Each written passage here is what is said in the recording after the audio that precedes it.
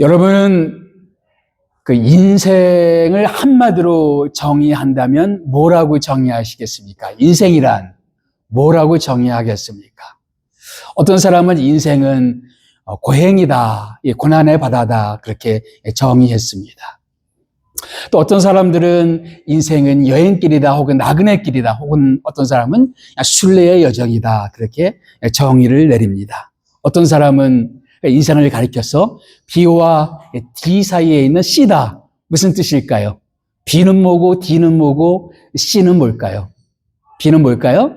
출생, D는 죽음. 그 가운데 수많은 선택. 인생은 태어날 때부터 죽을 때까지 수많은 선택의 연속이다. 그렇게 또 정의 내리곤 합니다. 또 어떤 사람은 인생은 싸움이다. 전투다. 그렇게 정의 내리는 사람들도 있습니다.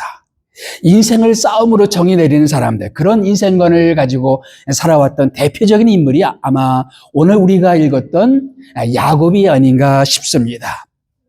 야곱은 하나님을 알던 사람이었어요. 하나님을 잘 알고 하나님을 또 예배하던 그런 사람이었습니다. 그런데 그 어느 날 하나님 앞에서 인생의 커다란 전환점을 맞이하게 됩니다. 어떤 전환점이냐? 바로 싸움만 일삼아왔던 야곱의 인생 가운데 새로운 인생길이 열리기 시작하는 겁니다. 오늘 창세기 32장을 보면 특별히 그 원어 히브리어로 보면 아주 재미있는 그 사실이 있어요. 오늘 특별히 오늘 창세기 32장의 배경을 이루는 강이 하나 나옵니다. 무슨 강이죠? 야복강. 그렇죠? 야복강. 그리고 오늘 등장하는 인물이 야곱입니다. 그리고 오늘 또 주로 사용되는 단어가 싸운다라는 단어예요. 근데 이 단어는 매우 유사한 단어들입니다.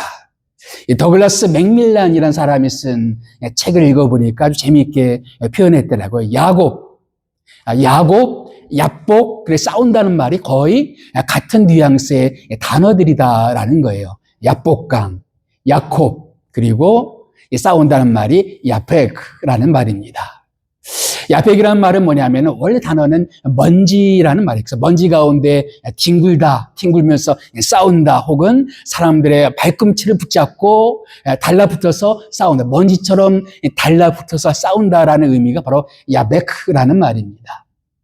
또 야곱이라는 말도 원래는 발꿈치라는 단어에서 나왔어요. 그래서 야곱이 태어날 때 어떻게 나왔습니까? 형의 발꿈치를 붙잡고 태어났죠. 그래서 발꿈치를 움켜쥔 자, 그래서 움켜쥔 자, 붙잡는 자, 그래서 거기서 확장된 뜻이 뭐냐면은 바로 뭔가를 움켜쥐기 위해서 싸우는 자, 다투는 자, 혹은 사기치는 자, 속이는 자, 이런 확장된 의미들이 있습니다. 바로 그런 싸움의 장면을 아주 적실하게 보여주는 장면이 바로 오늘 창세기 32장의 그 말씀입니다. 야곱의 인생을 한마디로 정의 내리자면 싸움이었어요. 그는 태어날 때부터 계속해서 그는 싸우며 인생을 살아왔습니다. 사실은 하나님은 야곱이 태어나기 전에 약속을 주셨어요. 그 어머니 리브가에게 내가 이제 쌍둥이를 배웠는데 큰 자가 아니라 작은 자, 누구죠? 야곱이죠, 이 사람이. 야곱이 하나님의 유업을 이을 것이다. 그래서 큰 자가 오히려 이 작은 자를 섬기는 일이 있을 것이다라는 그런 말씀을 주셨어요. 야곱은 기다리면 되었습니다. 그러나 가만히 기다리지를 못했어요. 그래서 형을 속여서 형이 가졌던 장자권을 빼앗습니다. 고대 사회에서 장자, 맏아들은 상속받을 때 다른 형제들보다 2배를 더 받습니다. 그래서 장자권은 매우 중요한 거예요. 그런데 형을 속여서 장자권을 빼앗았어요. 그리고 아버지가 죽기 전에 자기 형 에서를 축복하고자 하니까 엄마와 합작해서 어떻게 합니까? 에서에게 축복하려던 그 축복까지도 자기가 차지하고 맙니다. 그는 차지하는 사람이었습니다. 움켜쥐는 자였어요. 그는 정말 그렇게 움켜쥐기 위해서 지금까지 그렇게 살아왔었습니다. 그리고 이제 삼촌 집에 가게 되었어요. 근데 이 삼촌은 야곱보다 더하면 더했지 못한 사람이 아니었습니다. 야곱을 계속해서 속이는 사람이었어요. 그래서 그 자기 삼촌으로부터 자기 것을 지키기 위해서 정말 처절하게 싸웠던 시간들입니다. 그 시간이 무려 20년이라는 시간이 있었습니다. 그리고 이제 고향 땅으로 돌아가고 있는데, 이제 고향으로 돌아가게 되면 반드시 대면해야 되는 문제가 하나 있었어요. 뭐냐면 바로 자기 형 에서를 만나는 일이었습니다. 자기 형 에서를 속였기 때문에 떠나기 전에 자기 형 에서는 무슨 결심을 하면 아버지가 죽으면 나는 내 동생 야곱을 죽이리라라고 결심했던 사람이 바로 에서였습니다. 그런데 이제 가나안 땅으로 돌아가게 되면 누구를 만나야 돼요? 자기를 죽이고자 했던 에서 형을 만나야 됐어요. 싸움이 기다리고 있었습니다. 그런데 또 오늘 야복강에서 보게 되면 이 야복강에서 누군가 야곱에게 싸움을 걸어오는 사람, 오늘 말씀에는 씨름이라고 표현되어 있지만 더 정확히 말하면 싸움입니다. 바로 싸움을 걸어오는 누군가가 있었어요. 나중에 그 정체가 밝혀지는데 하나님이셨습니다. 종종 구약 성경에서는 하나님께서 사람의 모습으로 이 땅에 오시는 경우가 있습니다. 신학자들은 이거를 뭐라고 표현하냐면은 테오파니라고 불렀어요. 종종 사람의 모습으로 이 땅에 등장하시곤 합니다. 그래서 야복강가에 누군가가 등장해서 야곱에게 싸움을 걸어왔어요. 나중에 그 정체가 밝혀지는데 하나님이셨습니다. 하나님이 야곱에게 싸움을 걸어오는 야복강, 이 싸움의 강가. 야곱이란 사람, 그리고 야복강, 그 야콥, 이 싸움의 인생. 근데 그 밤이 야곱 인생의 터닝 포인트, 전환점이 되었습니다. 저는 성경 연구하는 분들이 다 다르게 해석할 수 있지만 저는 야곱 인생에서 결정적인 터닝 포인트, 전환점은 어디였을까? 저는 야복강이라고 믿습니다. 왜 하나님은 야곱에게 싸움을 걸어오셨을까? 이 싸움의 의미는 뭐였을까? 하나님은 야곱을 다루시기를 원했어요.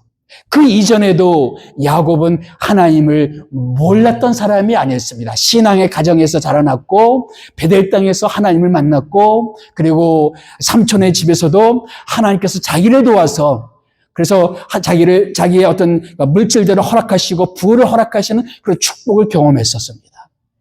하나님을 몰랐던 사람이 아니었습니다. 그럼에도 불구하고 결정적으로 하나님께 항복하지는 못했던 사람이었습니다. 하나님은 야곱을 좀 더 훈련하시기를 원하셨어요. 하나님의 사람다운 사람으로 만드시기를 원하셨습니다. 그래서 야곱을 깊이 다루셔야 됐어요. 고향 땅으로 돌아갈 때 하나님의 약속하신 그 약속의 땅으로 들어가기 전에 먼저 야곱을 준비시키시고 야곱을 훈련하시기를 원하셨습니다. 마찬가지로 우리들도 마찬가지예요. 우리가 하나님을 알 수가 있죠. 우리가 어느 순간에 하나님을 믿게 되었는지는 모르지만 우리는 하나님을 알고 하나님을 예배하고 하나님을 섬기면서 이때까지 왔을지 몰라요. 그런데 야곱처럼 아직 우리의 인생을 결정적으로 하나님께 드리지 못하고 주님께 헌신하지 못하고 여전히 인생의 주인이 자기가 되어서 그래서 자기 중심으로 자기가 판단하고 자기가 결정하고 자기 의지대로 살아가는 그런 인생을 살아갈 수가 있다는 것이죠. 하나님은 그런 우리들을 훈련하시기를 원하십니다. 야곱을 다루셨던 하나님, 그 하나님은 또한 우리들을 훈련하십니다. 뭐 하기 위해서? 우리를 하나님의 사람으로 만드시기 위해서 훈련하신다는 거죠. 그러면 하나님이 우리를 훈련하실 때 어떻게 훈련하실까요? 어떻게 우리를 다루실까요? 어떤 과정들을 통해서 우리를 하나님의 사람으로 만들어 가실까요? 창세기 32장은 아주 좋은 힌트를 우리에게 보여주고 있어요. 하나님이 우리를 훈련하시기 위해서 첫째로 그분은 우리의 두렵고 답답한 상황들을 통해서 우리를 다루신다는 겁니다. 어떤 상황들? 우리의 두렵고 답답한 상황들. 조금 전에 설명했지만 이제 야곱은 자기 형 에서를 만나야 됐습니다. 그래서 먼저 사람을 통해서 기별을 합니다. 그런데 자기 형 에서가 400명의 사람을 데리고 오고 있다는 거예요. 동생을 만나기 위해서 400명의 사람을 모아가지고 올 이유가 있어요? 그 이유는 뭘까요? 한 가지밖에 이유가 없을 거예요. 그 과거에 동생에게 당했던 것들을 그대로 되갚아주기 위해서, 복수하기 위해서 400명의 사람을 모아가지고 야곱을 만나러 오고 있다는 소식을 야곱이 듣게 됩니다. 이 소식을 듣고 나서 야곱의 심정을 이렇게 성경은 표현합니다. 야곱이 심히 두렵고 답답하여. 형 에서가 군대를 이끌고 자기를 죽이러 오는 거예요. 자기를 해하려 오는 겁니다. 자기들은 그냥 정말 그 양을 치는 목동이고 그런 사람들인데 가족인데 형이 사람들을 모아가지고 그렇게 오는 인생의 정말 절대 위기 가운데 오게 됐습니다. 마음이 두렵고 답답하여. 마음이 두렵고 답답하여. 야곱은 전에 하나님을 몰랐던 사람은 아니었습니다. 그러나 하나님은 야곱을 다루시기 위해서 이 두렵고 답답한 이 상황들을 그대로 사용하시는 겁니다. 하나님 오늘 이제 창세기 32장을 보게 되면 나중에 하나님이 야곱에게 묻습니다. 네 이름이 뭐냐? 그러자 야곱은 대답하죠. 제 이름은 야곱입니다. 바로 저는 이제까지 내 힘으로 내가 싸우며 내가 나를 지키며 그렇게 살아왔습니다. 그런데 이런 두렵고 답답한 상황 가운데서 이것은 야곱이 감당할 만한 그런 상황들이 아니었어요. 야곱이 대처할 만한 그런 상황이 아니었습니다. 무슨 손 쓸 수 있는 그런 상황이 아니었습니다. 자기가 이제까지는 자기가 지략을 발휘하고 자기가 어떤 꾀를 발휘해서 뭔가를 얻어내고 그렇게 해왔지만 지금 이 상황은 그럴 수 있는 상황들이 아니에요. 이제까지는 내 판단으로, 내 상식으로, 내 지혜로 문제들을 해결해 왔지만 인생의 어느 순간에 우리가 아무리 내 것을 다 동원한데도 내가 감당할 수 없는 어떤 상황들을 만날 수가 있다는 겁니다. 내가 감당할 수 없는 상황들, 내가 감당할 수 없는 어떤 사람, 내가 감당할 수 없는 어떤 일들이 나를 찾아오게 된다는 것이죠. 야곱에게는 에서의 문제였습니다. 이것은 자기가 감당할 수 없는 정말 심히 두렵고 떨리고 그리고 답답한 그런 상황이었습니다. 여러분, 하나님이 우리 인생 가운데 우리에게 하시고자 하는 일은 그저 우리를 기분 좋게 만드시는 일이 아닙니다. 우리를 하나님의 사람으로 만드시는 것이 하나님이 우리 가운데 하시고자 하는 일이십니다. 때때로 우리를 하나님의 사람으로 만드시기 위해서 때때로 이런 상황 가운데 우리를 몰아가실 때가 있어요. 내가 감당할 수 없는 일들. 정말 두렵고 떨리는 어떤 문제들. 아무리 노력해도 내가 풀 수 없는 사면 초가와 같은 그런 문제들 속에 우리를 집어 넣으실 때가 있단 말이에요. 하나님이 우리를 훈련하실 때 그냥 내가 감당할 수 있고 내가 매니지할 수 있는 그런 문제들 속에만 두신 것이 아니라 내가 아무리 노력을 해도 내가 감당할 수 없는 그런 시험의 문제 가운데 우리를 두실 때가 있다는 거예요. 왜? 우리를 다루시기 위해서. 이제껏 자기 힘을 의지해서, 자기 능력을 의지해서, 자기 지혜를 의지해서, 자기 판단을 의지해서 살아왔던 사람이 더 이상 내 힘으로 살 수가 없다. 너는 내 힘으로는 안 된다. 라는 것을 적실하게 깨워주기 위해서 우리에게 그런 상황들을 주신다는 것이죠. 이것은 그저 엎드릴 수밖에 없는 그런 상황이었습니다. 무너져야만 되는 그런 상황이었어요. 우리 인생에도 그런 문제들이 찾아오지 않나요? 정말 내가 감당할 수 없는 그런 사람들. 때때로 그 사람이 종종 우리의 가족일 때가 많아요.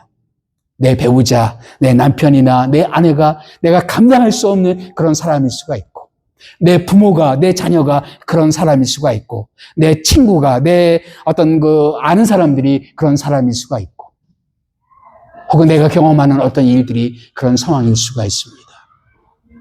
아무리 노력해도 내가 감당할 수 없는 그런 상황들. 근데 하나님은 종종 그런 상황 가운데 우리를 집어넣어서 우리를 다루시고 훈련하신다는 것이죠. 또 하나님께서는 이 야곱을 다루시기 위해서 어떻게 하시느냐? 또 우리를 훈련하시기 위해서 우리를 어떻게 다루시느냐? 종종 하나님께서 우리를 매우 약하게 하십니다. 오늘 약하게 하세요. 스티븐 콥이라는 사람이 쓴 유명한 책 가운데 성공하는 사람들의 7가지 습관이라는 그 책이 있어요. 그 가운데 제일 먼저 얘기하는 것이 뭐냐면은 바로 주도적이 되라. 이니시티브를 잡아라. 그냥 수동적으로 인생을 살아가지 말고 주도적으로 인생을 살아가라라고 그렇게 이야기를 합니다. 근데 누구보다 주도적인 인생을 살았던 사람이 바로 야곱이었습니다. 하나님이 약속하셨던 그것을 그대로 기다리지 못하고 형을 속이고 아버지를 속여서 무엇인가를 얻어내었던 사람이 바로 야곱이었어요. 그리고 결코 자기를 고향 땅으로 보낼 생각이 없었던 삼촌과 단판을 짓고 그래서 자기 것을 지켜냈던 사람이 바로 야곱이었습니다. 이제 형을 만나야 돼요. 여기서도 야곱은 매우 주도적인 모습을 보입니다. 형의 마음을 달래기 위해서 일종의 뇌물을 바치는 거죠. 예물을 보냈는데 무려 소, 낙타, 양떼를 550마리를 형에게 보냅니다. 그리고 혹시 형이 자기를 공격할까 해서 대비책도 마련해 두어요. 그래서 자기 가족들, 식솔들을 여러 때로 나눕니다. 그래서 한 그룹, 두 그룹, 세 그룹, 네 그룹, 몇 그룹으로 나누어서 한 그룹을 먼저 쭉 보내고 한참 거리를 띄운 다음에 두 번째 그룹을 보내고 또 한참 거리를 띄운 다음에 세 번째 그룹을 보내고 그렇게 합니다. 그렇게 하는 이유가 뭐예요? 형이 공격하면 마지막 그룹이라도 살아남을 수 있는 그런 길이 있지 않을까라는 나름의 지략이었어요. 하여튼 야곱은 자기 나름대로 자기가 꾀를 발휘하고 지혜를 발휘해서 뭔가를 이렇게 마련해오고 그리고 대비하고 그렇게 살아왔다는 얘기죠. 근데 여러분, 주도적인 인생이 꼭 성공적인 인생일까요? 하나님은 꼭 그렇게 판단하지 않을 수가 있다는 거예요. 야곱은 매우 주도적인 인생을 살아왔습니다. 자기가 주도적으로 인생의 문제들을 해결해 오면서 이제까지 살아왔어요. 근데 여러분, 너무 주도적이어서 하나님이 들어갈 틈이 없는 사람들이 있어요. 자기가 다 판단하고 자기가 다 결정하고 자기가 다 모든 것을 하기 때문에 하나님이 개입할 여지가 없는 사람들이 있어요. 야곱이 이제껏 그렇게 살아왔어요. 자기가 다 판단하고 다 결정하고 다 자기 마음대로 자기가 판단하면서 이제껏 살아왔다는 얘기지요. 이런 사람들이 세상적으로 성공할 수 있어요. 뭔가를 이룰 수가 있어요. 그러나 하나님은 그런 인생을 정말 성공적인 인생이라고 판단할 수 있겠는가 하는 겁니다. 하나님은 다르게 판단할 수가 있어요. 세상적으로 이렇게 성공을 이룬다 할지라도 하나님의 인도를 받을 수 없는 그런 인생이라면 하나님의 뜻과는 상관이 없는 인생이라면 그 인생을 과연 성공적인 인생이라고 부를 수가 있겠는가 하는 것입니다. 하나님은 야곱을 훈련하셔야만 됐습니다. 그래서 정말 그가 감당할 수 없는 두렵고 답답한 상황뿐만 아니라 오늘 이 상황 가운데 어떻게 하십니까? 결국 하나님이 야곱에게 싸움을 걸어오십니다. 이 싸움의 목적은 뭐냐면은 이 메시지예요. 네 힘으로 안 돼. 이것을 가르쳐주기 위해서 싸움을 걸어오시는 겁니다. 이것은 야곱이 시작한 싸움이 아니었어요. 그 사람이 나중에 정체가 하나님으로 밝혀지죠. 그 사람이 걸어온 싸움이야. 갑자기 한밤중에 약복 강가에 식구들은 다 먼저 보내고 야곱만 혼자 남았는데 어떤 사람이 나타나서 야곱에게 싸움을 걸어왔어요. 창세기 32장 24절 말씀입니다. 야곱은 홀로 남았더니 어떤 사람이 날이 새도록 야곱과 씨름하다가 밤새도록 야곱과 싸웠다라고 이야기하고 있습니다.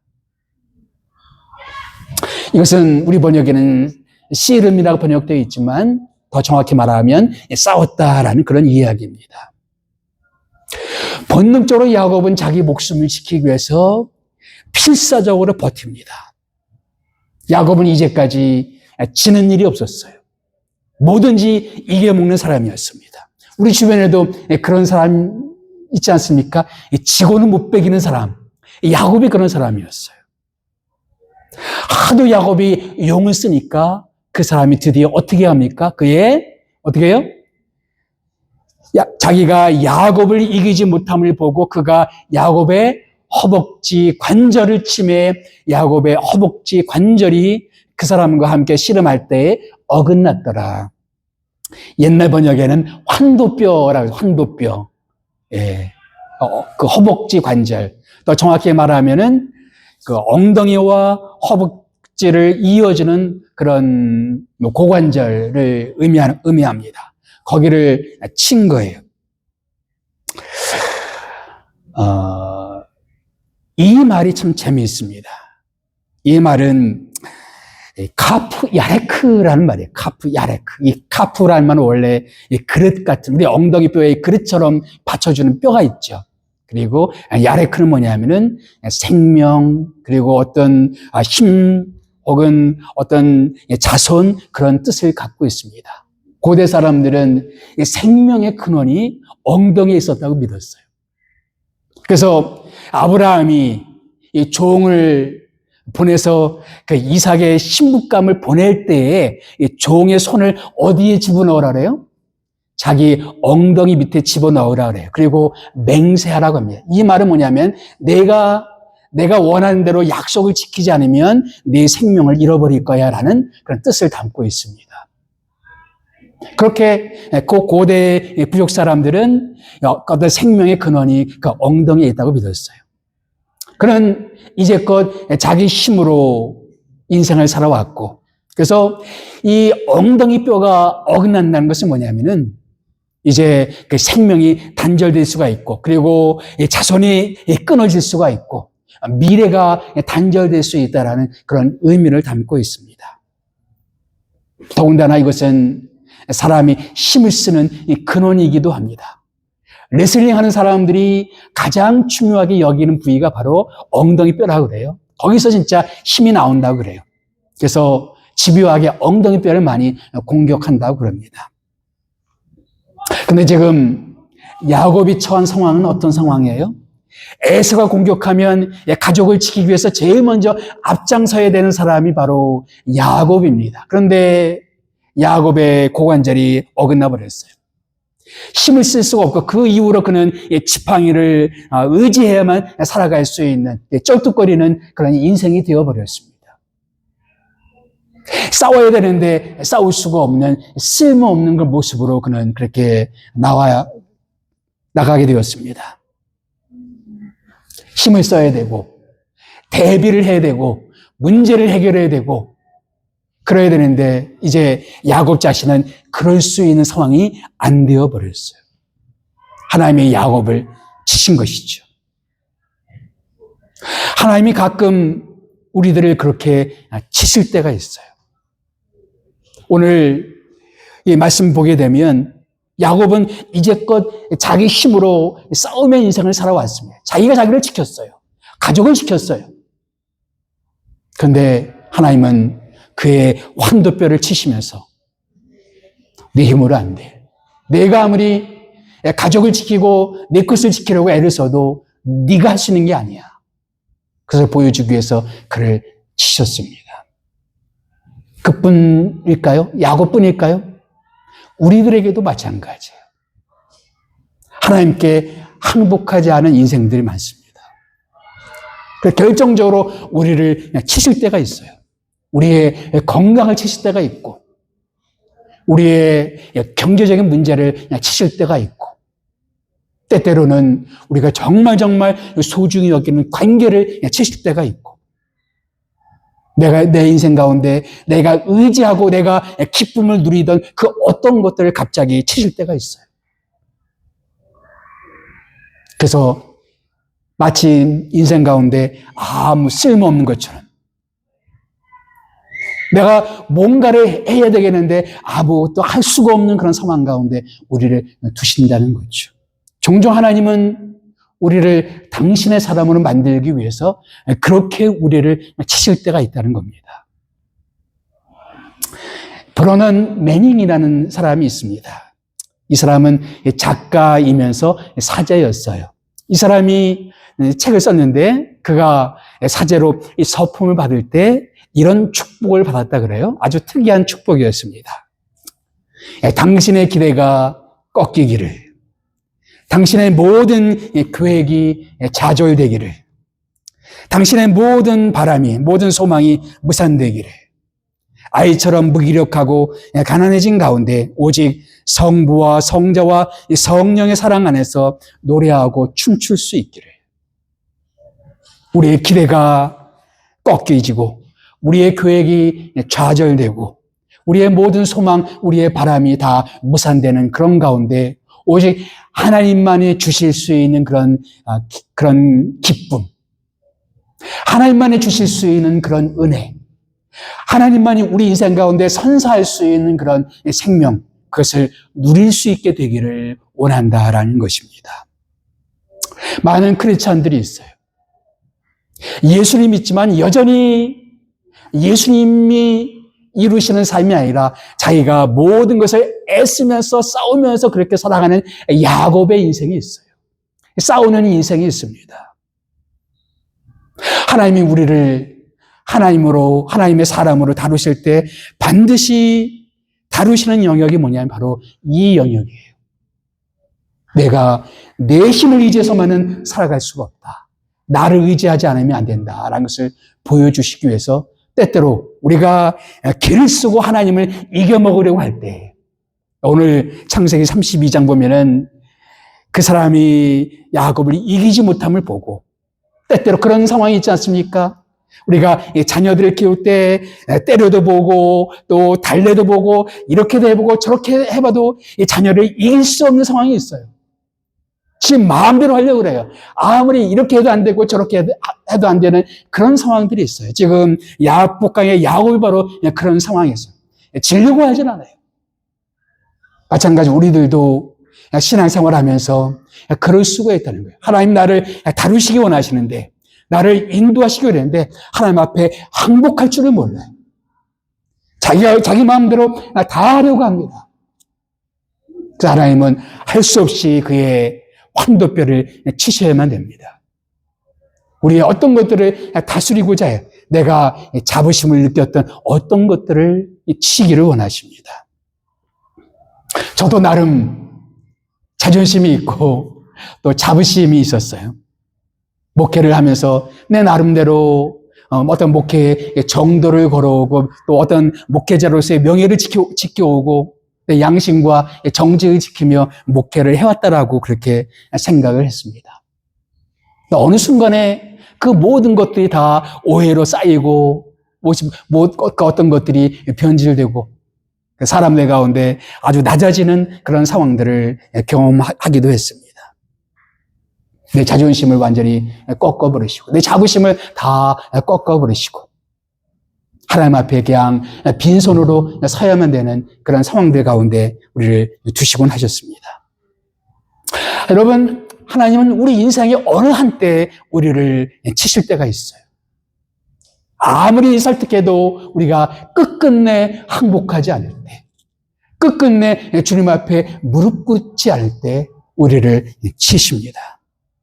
그러나 여러분, 이것마저도 하나님이 나를 미워해서가 아니라 나를 뭐 하시기 위해서? 나를 하나님의 사람으로 만드시기 위한 하나님이 나를 다루시는 손길이라는 것을 기억할 필요가 있어요. 세 번째, 하나님 우리를 다루시기 위해서 결국 우리에게 하시는 일이 뭐냐? 오직 하나님만 바라보게 하신다는 것이죠. 우리로 하여금 두렵고 답답한 상황 가운데 두시고 또 우리를 치시고 우리를 낮추시고 우리를 겸손케 하셔서 결국 하나님께서 우리 가운데 하시고자 하는 그 일이 뭐예요? 하나님만 바라보는 인생이 되게끔 하시는 것입니다. 이제 야곱의 고관절이 어긋나 버렸어요. 힘을 쓸 수 없는 인생이 되어버렸습니다. 정말로 위기가 다가오고 있는데 야곱은 절박했어요. 그래서 붙잡습니다. 당신이 나를 축복하지 않으면 보내지 않겠습니다. 어느 순간에 이분은 자기를 축복할 수가 있고 그리고 이분은 바로 하나님이라는 사실을 깨닫습니다. 어떻게 보면 알 수 있느냐? 나중에 모든 일이 끝나고 나서 그 장소 이름을 하나 붙여요. 그걸 브니엘, 내가 하나님을 만났다라는 의미로 이 브니엘이라는 그런 이름을 붙입니다. 어느 순간인가 야곱은 이분이 자기에게 싸움을 걸어온 그분이 바로 하나님이신 것을 깨달았습니다. 하나님이 야곱에게 묻습니다. 내 이름이 뭐냐? 야곱입니다. 그러면 이제부터는 내 이름을 더 이상 야곱이라 부르지 말라. 내가 스스로 너를 지키기 위해서 스스로 싸워대는 그런 인생이 아니라 어떻게 되었으면 좋겠다? 이스라엘이라 하라. 이스라엘. 이스라엘이란 뭐냐면은 사라라는 말과 엘이라는 말이 합쳐져서 되어진 말입니다. 이 사라라는 말은 싸운다, 다스린다라는 말이에요. 엘은 하나님이라는 말입니다. 뭐예요? 하나님이 대신 싸워주신다. 하나님이 다스려 주신다. 우리의 모든 상황들을 다스리는 분은 하나님이시다. 이제껏 너는 내가 지키고 내가 싸우고 내가 정치하고 내가 얻기 위해서 애써왔지만 인생은 그것이 아니다.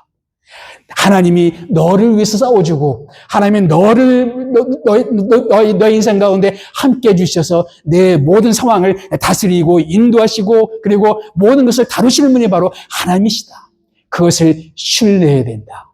그래서 이제부터 너는 내가 스스로 쟁취하는 인생이 아니라 너를 위해서 대신 싸워주시는 하나님을 의지하는 인생이 되라. 이제부터 내 이름은 이스라엘이라 하라.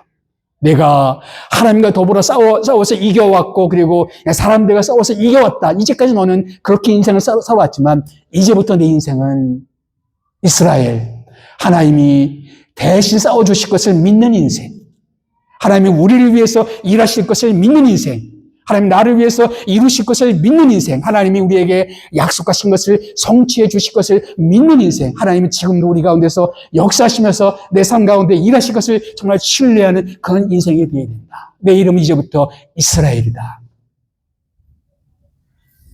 이것이 바로 야복강에서 야곱이 경험했던 것입니다. 이제껏 내가 모든 것을 매니지하고 주관하고 그렇게 인생을 살아온 그 결과가 뭐냐?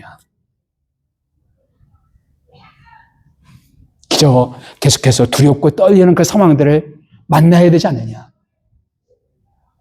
하나님 정말 그렇게 야곱의 생애 가운데 역사하셨을까요?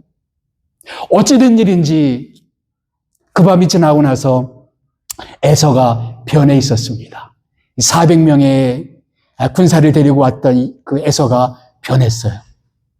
동생을 붙잡고 울고 부둥켜 안고 자기가 의도했던 그것이 아니라 어느새 하나님께서 에서의 마음을 다스려 주셔서 지배해 주셔서 에서의 마음을 변화시켜 주셨습니다. 신앙이란 뭘까요? 내가 모든 것을 이루는 것이 신앙이 아니라 하나님이 내 인생 가운데서 일하시는 것을 지켜보는 것이 신앙이에요. 아무것도 하지 말라는 뜻이 아니에요. 우리는 노력하고 애쓰고 그래야 되죠. 그럼에도 불구하고 결국에는 하나님께서 일하시는 것을 지켜보는 인생. 하나님이 내 가운데 일하신다, 역사하신다. 이것을 누구보다도 잘 알았던 분이 바로 예수님이십니다. 아들은 아버지가 일하시는 것을 보지 않고는 하는 일이 없나니. 뭐라고요? 이 아들은 자기 자신은 하나님이 일하시는 것을 보지 않고는 하는 일이 없다라고 말씀하셨습니다. 뭘 믿고 있었어요? 하나님이 일하시니 나도 일한다라고 말씀합니다. 그는 하나님이 자신 가운데 일하시고 있다는 사실을 믿었습니다. 여러분도 믿습니까? 이스라엘의 하나님, 여러분을 위해서 대신 싸워주시는 하나님, 여러분의 모든 것을 채워주시는 하나님, 여러분의 인생의 목자가 되어주시는 하나님, 여러분의 삶을 붙들어 주시는 하나님, 그런 하나님을 믿습니까?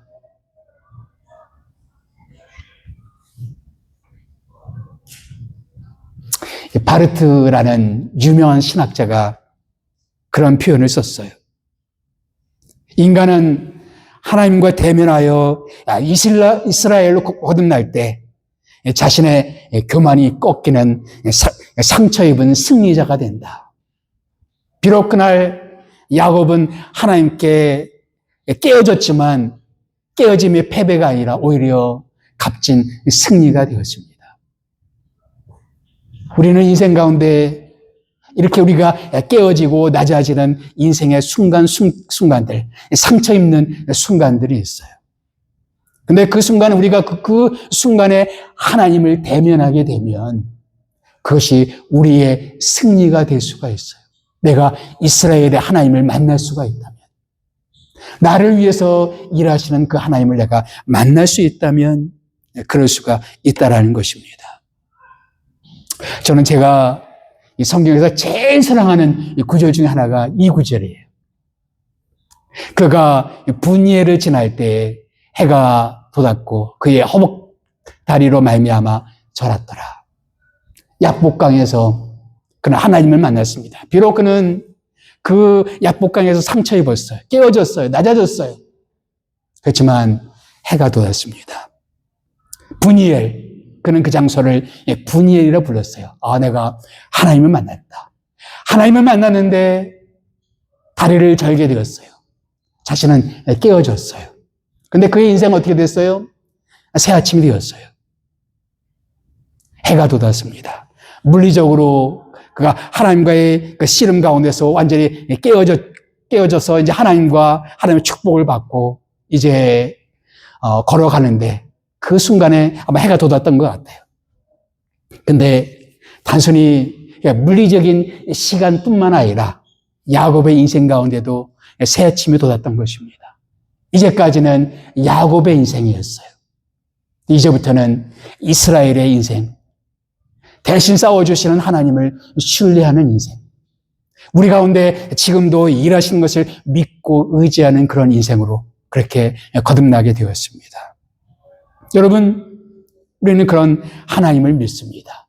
그리고 여러분의 인생 가운데서도 정말 결정적으로 이 터닝 포인트, 자기가 중심이 되어서 인생을 살아오다가 하나님 앞에 깨어지고 낮아져서 하나님께 항복을 하고 이스라엘의 하나님을 만나는 그런 지역, 그때가 여러분의 터닝 포인트가 될 것입니다.